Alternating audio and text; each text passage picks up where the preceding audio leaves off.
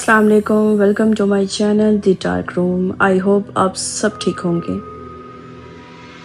आज की कहानी मेरी लिखी हुई नहीं है, बल्कि ये मुझे मेरे एक सब्सक्राइबर ने खुद भेजी है और इन्होंने रिक्वेस्ट की है कि मैं इसे आप सबके साथ शेयर करूं। और हाँ, अगर आपके साथ भी कोई ऐसी खौफनाक या पुरस्कार वाक़या पेश आया है तो आप भी अपनी कहानी कमेंट के ज़रिए मेरे साथ ज़रूर शेयर करें। अगर आपकी कहानी मुनफरिद हुई तो मैं इसे अपनी अगली वीडियो में ज़रूर शामिल करूँगी। तो आइए देर नहीं करते, आज की अपनी स्टोरी स्टार्ट करते हैं। दिवागर की तारीखी रात। साल 2020 की एक सर्द और धुंधली रात थी। वजीरिस्तान की सेक्टर दिवागर में पहाड़ों के दरमियान बने आर्मी चेक पोस्ट पर सनसनी का राज था। दानियाल जो पाक फौज का एक हिम्मत वाला नौजवान था, इस रात चौकी पर नाइट ड्यूटी पर तैनात था। दिवागर का इलाका पहले ही अपने मुश्किल जियोग्राफी की वजह से जाना जाता था, लेकिन इस रात वहां कुछ ऐसा था जो जंग की आग से भी ज्यादा खौफनाक था।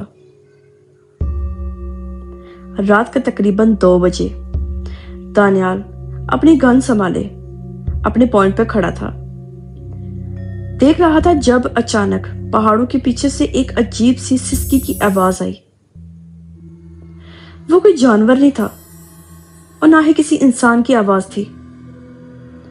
वो आवाज हवाएं तेज होने के साथ साथ दानियाल के कानों के बिल्कुल पास पहुंची थी महसूस हो रही थी। दूर पहाड़ों पर एक स्याह साया नजर आया जो बर्फीले हवाई थप्पड़ों के बावजूद बगैर किसी हरकत के बिल्कुल सीधा खड़ा था।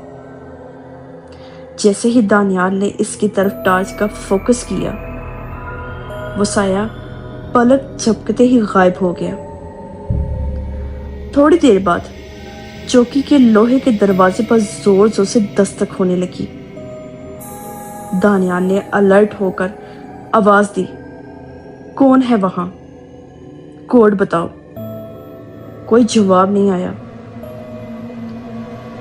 बस बाहर से एक भारी खौफनाक आवाज में दानियाल का नाम पुकारा गया, दानियाल बाहर आओ।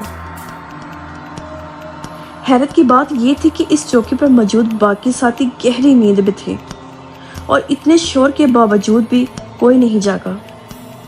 दानियाल का दिल तेज से धड़कने लगा, लेकिन एक सच्चे फौजी की तरह इसने अपने खौफ पर काबू पाया और बंदूक तान कर दरवाजे के होलसेल से बाहर देखा। बाहर कोई भी इंसान नहीं था।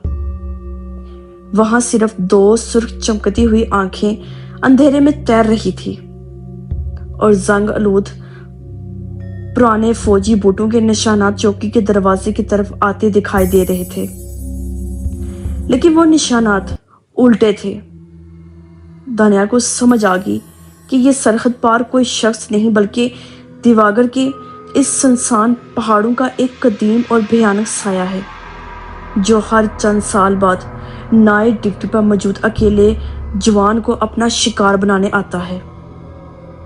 दानियाल ने बगैर वक्त गवाए आयतल कुर्सी का विर्द शुरू किया और बंदूक मजबूती से थामकर अपनी जगह पर डट गया।